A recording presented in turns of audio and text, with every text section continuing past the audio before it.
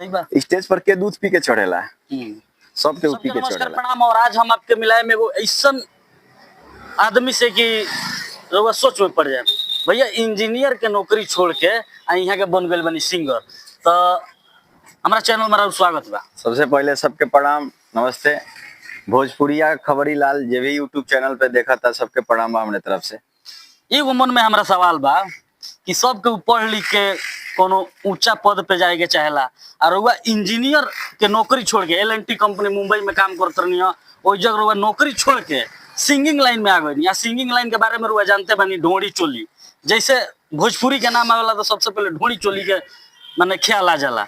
तो रउआ इंजीनियर के नौकरी छोड़ के भोजपुरी लाइन में के लेखन आ गई, हमारे दर्शक जाने के चाहते। देखिए 2014 में हम L&T कंपनी पवई में जॉब करते रही, QC इंजीनियरिंग कैले रहे, QC के कोर्स भी करके वहाँ पे हम 14 महीना लगभग काम करी L&T कंपनी में।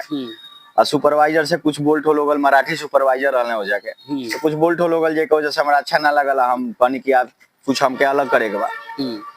2018 में हम सिंगिंग हल्का फुल्का कुछ नॉलेज ना रहे सिंगिंग का होला, तो 2018 से हम स्टार्टिंग करी। तब तक हमार पैसा बहुत ठगायल काहे से कि हम स्टार्टिंग में सोचनी कि नया राइटर लोग, स्टार जितना भी राइटर वाले लोग, म्यूजिक डायरेक्टर वाले लोग बहुत मदद करी लोग जल्दी स्टार बन जाए।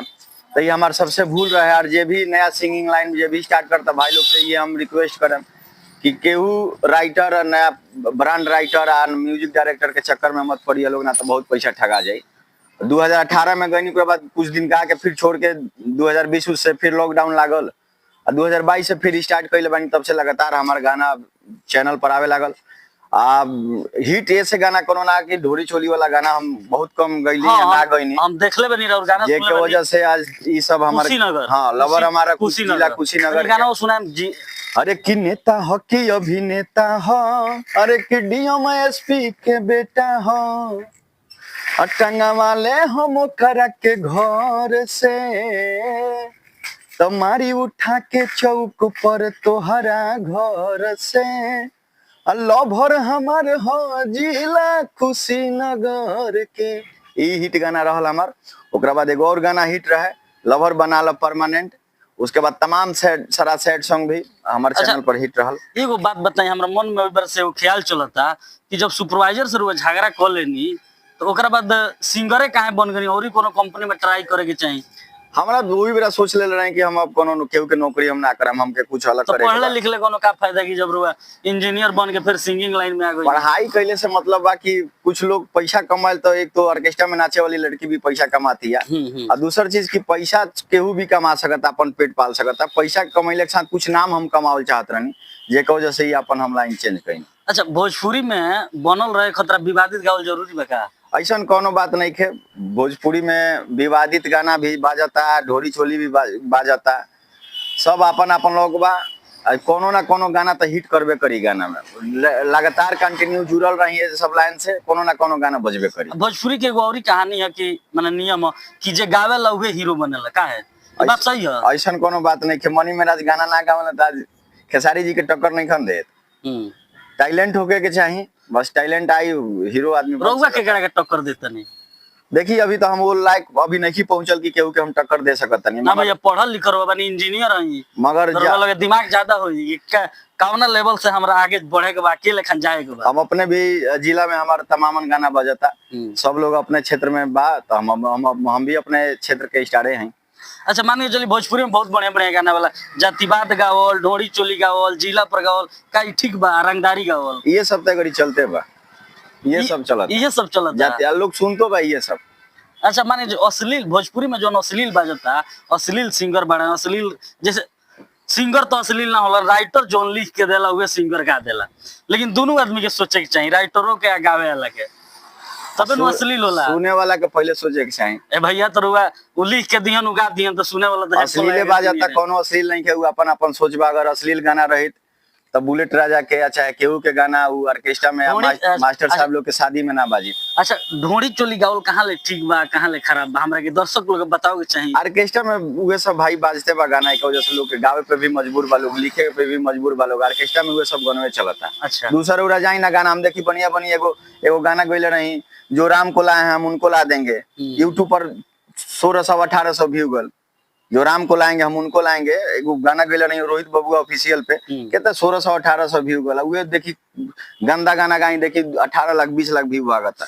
लेकिन पब्लिक में यह कमी बा, अगर अच्छा गाना ही गा दे, चाहे कोई भी तमाम सिंगर वालों को अगर अच्छा गाना गाओ तो लोग ना सुनी, बात सही बात, लोग ना सुनी। बिल्कुल सही। लेकिन अबे कोनो ढोंडी चोली गा दे, चाहे निकाल के कछिया दिखा देवे, अगर बन 50 मिलियन 150 मिलियन चल जाए, तो एकरा बारे में पब्लिक के का कहे के चाहते नहीं महाराज। हम तो बता देनी पब्लिक के सारा बात कि अच्छा गाना गा देला पर पब्लिक सपोर्ट नहीं करत, आ के खराब गाना गा देला पर केहू सुन लेता, केहू सर्च मार लेता। आजकल जितना गंदा गाना गावल जाई उतने जल्दी स्टार बनल जाई। केहू के स्टार जितना बनल बा लोग ओकरा के उठा के देख ली पहले पहले कौन गाना गइले बा लोग। बढ़िया गाना गा गा के खेत दुआर बिका जाई, कुछ नहीं होखे वाला।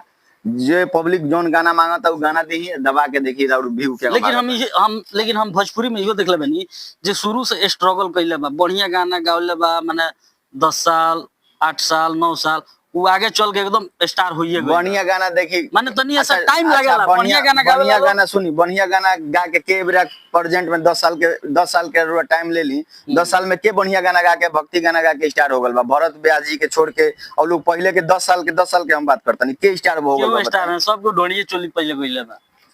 कोनो एबरा नया कलाकार के उठा ली, अगर वो गंदा गाना ना गई है तो घर दुआर बेच दिए हैं, आ एगो गाना उनकर ना बाजी मार्केट में।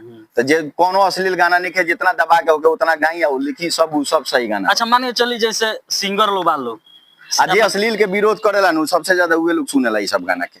जे कहेला कि अश्लील गाना बा, सबसे ज्यादा उहे लोग सुनेला ई सब गाना के। हम वीडियो बनावे से पहले सुने नहीं के कैसन गावेला, ओकर बाद इंटरव्यू ले तर तमाम हम वीडियो देखनी और सेट सॉन्ग बड़ा बढ़िया गावे। सेट सॉन्ग हमार बहुत सारा सेट सॉन्ग बाटे। अब कितना गाना गावल जे तोहार धोखा दियल भोर ना पड़ी। हां ई गाना सुने में बड़ा ठीक है। गाई नहीं एगो हमारे एगो मूवी शॉर्ट मूवी आ रहल हमरे चैनल रोहित बबुआ ऑफिशियल पे, जान दे देम तोहरा प्यार में। ये हम मूवी देखनी शॉर्ट में बहुत ही बढ़िया मूवी रहल। का नाम है मूवी का नाम बताई तो? जान दे देम तोहरा प्यार में, कुशीनगर की प्रेम कहानी। कई गाना बहुत ही बढ़िया शॉर्ट्स मूवी भी बनाते हैं और अच्छा गाते हैं। और इनके बारे में हम क्या बताएं, अभी जबकि जो शॉर्ट्स क्या बोलते हैं, अभी जो भोजपुरी गाना का नाम बताए सेट सॉन्ग, उसको एक बार गा के सुनाइए। बहुत सारा गाना बा भैया, आप कितना गाना गाओ जी उतना बहुत सारा गाना बा। चैनल पे जाके रोहित बबुआ ऑफिशियल पे सर्च कर लेम, सब मिल जाई आप लोग के सुने खातिर। अच्छा एक बात बताई, अभी रहुआ तो मान के चली सिंगिंग करत नहीं, आगे के का विचार बा? आगे के सिंगिंग करत करत कोनो बढ़िया गाना क्लिक करी, ओकरा बाद फिल्म में आदमी चांस मारी। अगर गाना क्लिक ना करी तो हीरो ना बने? क्लिक काहे ना करी, मैंने वो बात करनी है। क्लिक काहे ना करी, जब कुआं से पानी भरत वहाँ गड्ढा हो जाला। कबो हमनी छोट रही तो स्कूल पर सीढ़ी पर चढ़ी सन तो देखी कि वो जाके ईंटवा घिस जाए।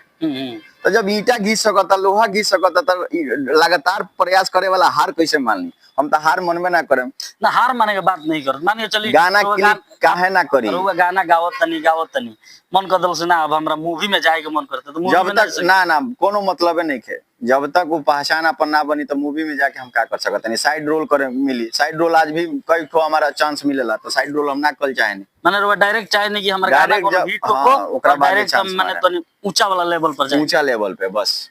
भाई राव तो सोच बहुत बढ़िया बा। अच्छा एगो बता मेरा सबसे फेवरेट हीरो? हमारा सबसे फेवरेट हीरो पवन सिंह है। अच्छा सबसे फेवरेट सिंगर? सबसे फेवरेट सिंगर नीलकमल सिंह। अच्छा एगो ना नीलकमल सिंह के गाना सुना दी।